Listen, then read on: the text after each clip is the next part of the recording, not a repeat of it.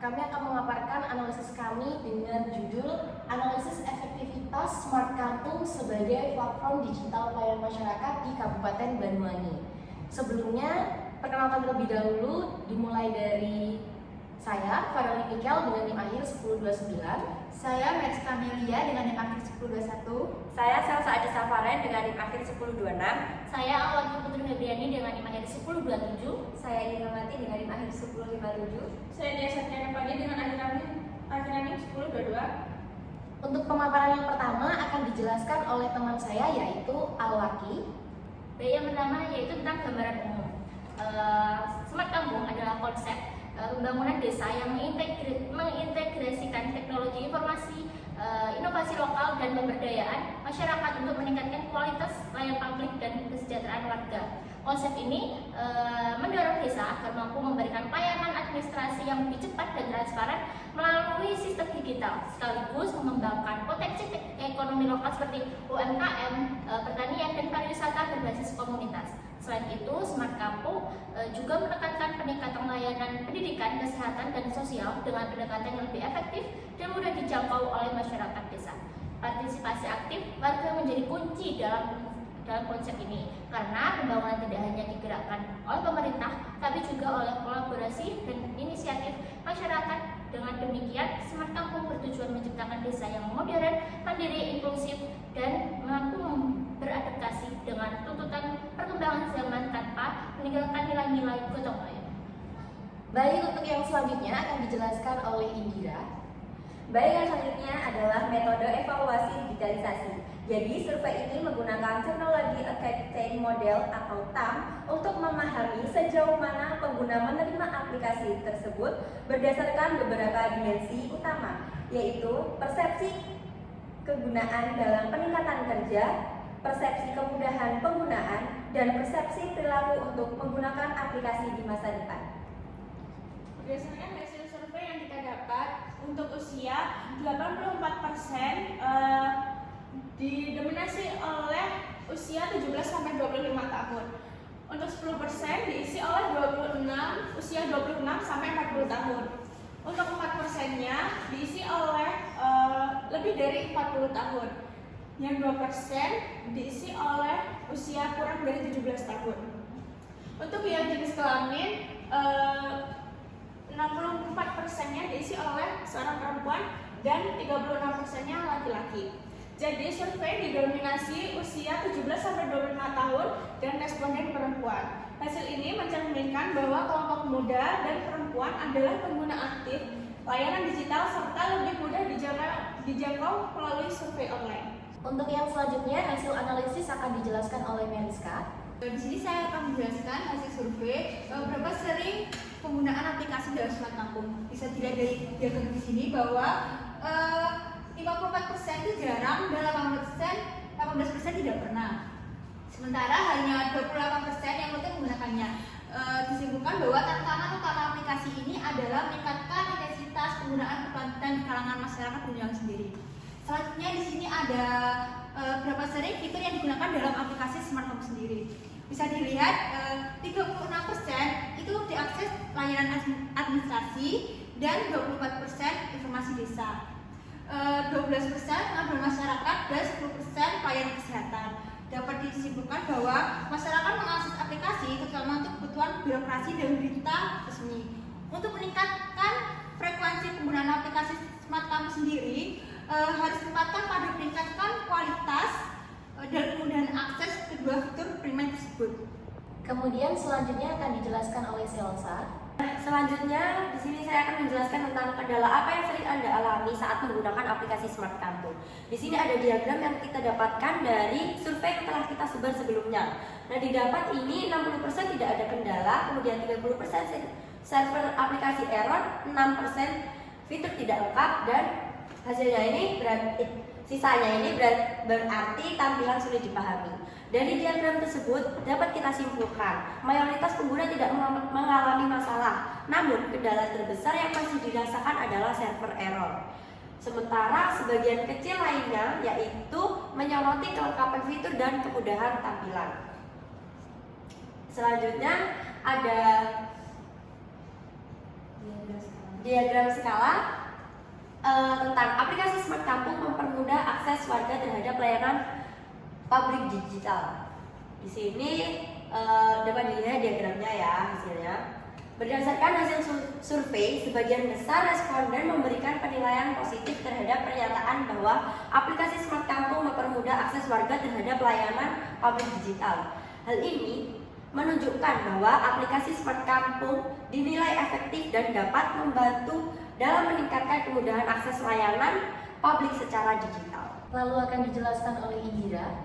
Selanjutnya, saya akan memaparkan hasil survei, yakni seberapa cepat layanan tersedia dalam aplikasi memproses permintaan Anda. Dalam skala diagram, sangat cepat, yakni ada 16%, cepat 18%, netral 50%, lambat 10%, dan sisanya 6% sangat lambat. Berdasarkan skala pada diagram tersebut, sebagian besar responden memberi skor 3 yang artinya cukup. Nah, artinya kecepatan pemrosesan dianggap sedang, tidak terlalu lambat, tetapi juga belum tentu cepat. Meski ada potensi peningkatan, terutama untuk mempercepat respon permohonan layanan. Selanjutnya pada diagram skala, bagaimana tingkat keamanan data pribadi dalam aplikasi menurut Anda?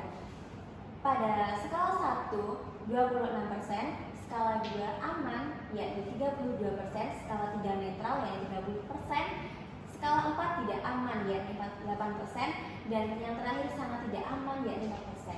Persepsi keamanan data aplikasi rentan, meskipun 58 responden merasa puas atau cukup puas, 42% sisanya menunjukkan keraguan, yakni 30% netral, atau ketidakpuasan 12%.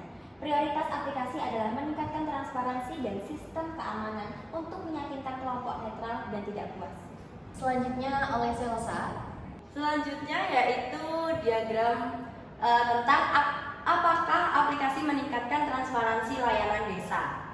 Di sini kita peroleh diagram yang pertama yaitu iya sangat, itu didapat hasilnya 34%, kemudian yang menjawab iya yaitu 34%, itu setara. Kemudian 22% menjawab tidak dan 10%-nya menjawab sangat tidak. Dapat kita simpulkan yaitu aplikasi sangat efektif dalam meningkatkan transparansi layanan desa. Mayoritas responden atau 68% memilih sangat setuju atau kalau di sini yaitu iya sangat. Menunjukkan keberhasilan aplikasi dalam hal akuntabilitas dan penyediaan informasi publik.